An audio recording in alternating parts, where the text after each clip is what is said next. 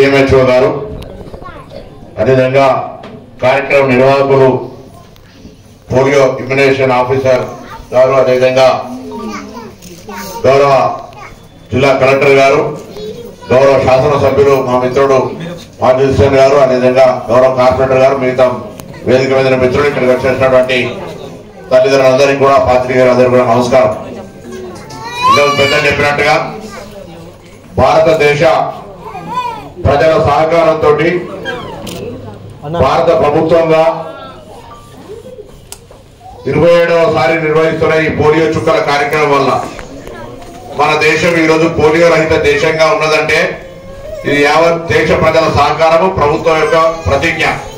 ప్రభుత్వాలు అనేక కార్యక్రమాలు తీసుకుంటాయి కానీ ప్రజల సహకారం లేకపోతే అమలు కష్టం.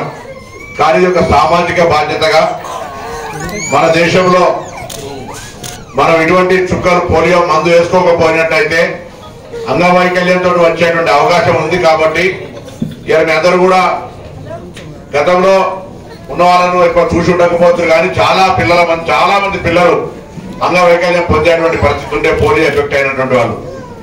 ఈరోజు మనకు హైదరాబాద్ లో 2007 తర్వాత ఒక కేసు కూడా రాలేదు. భారతదేశంలో 2011 తర్వాత ఒక కేసు కూడా రాలేదు. ఈరోజు 2012లో భారతదేశంలో పోలియో రహిత భారతదేశంగా ప్రకటింపబడ్డది. పక్కనున్న దేశాల్లో ఇప్పటికి కూడా పోలియో ప్రభావం ఉంది.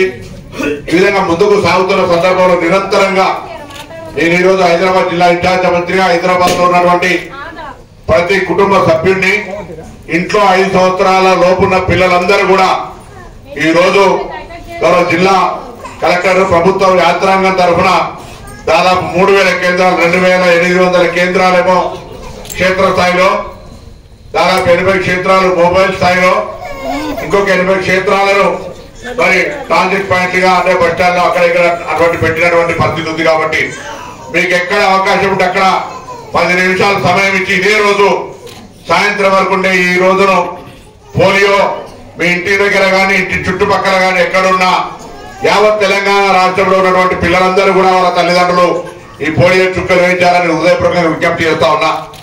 నిర్లక్ష్యం వద్దు. మనం పిల్లవాడి భవిష్యత్తుతో ఆడుకోవద్దు. కాబట్టి కొద్ది ఆయనకి పోదాం అనుకునేటువంటి ఆలోచన వదిలిపెట్టి వెంటనే పోలియో చుక్కలు వేయించుకోమని చెప్పి సందర్భంగా కోరుతా ఉన్నాం. లేనకైతే కూడా 4, 5, 6 నాడు దాదాపు 11,000 మంది సిబ్బంది హైదరాబాద్ లో రాష్ట్ర వ్యాప్తంగా కొన్ని లక్షల మంది సిబ్బంది ఇంటింటికి తిరుగుతారు. కానీ ఈ రోజు వచ్చి పోలియో చుక్క వేయించుకున్నట్టయితే దానికి సంబంధించి కార్యక్రమం విజయవంతమై అందరికీ స్ఫూర్తిదాయకంగా నిర్వాహకులకు కానీ మీ అందరికీ ఉపయోగం ఉంటుందనే మాట సందర్భంగా మనం చెప్తా ఉన్నాం.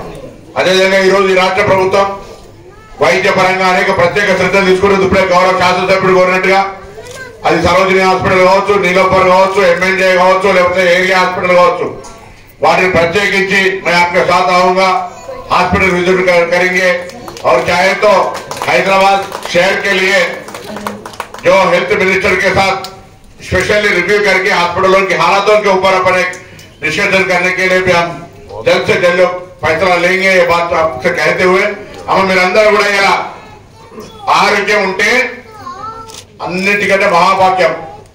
రోజువారీ కార్యక్రమంలో పిల్లల ఆరోగ్యాన్ని కాపాడుతూ మీరు కూడా అందరూ రోజు కష్టపడుతుంటారు అనేక సందర్భాల.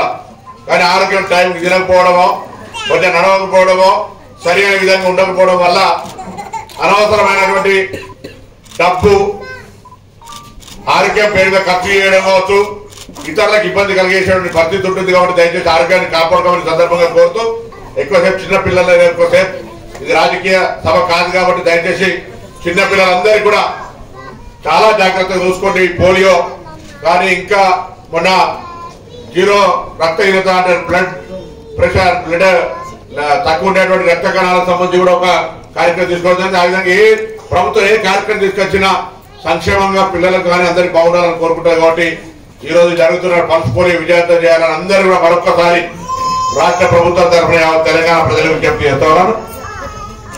ధన్యవాదాలు.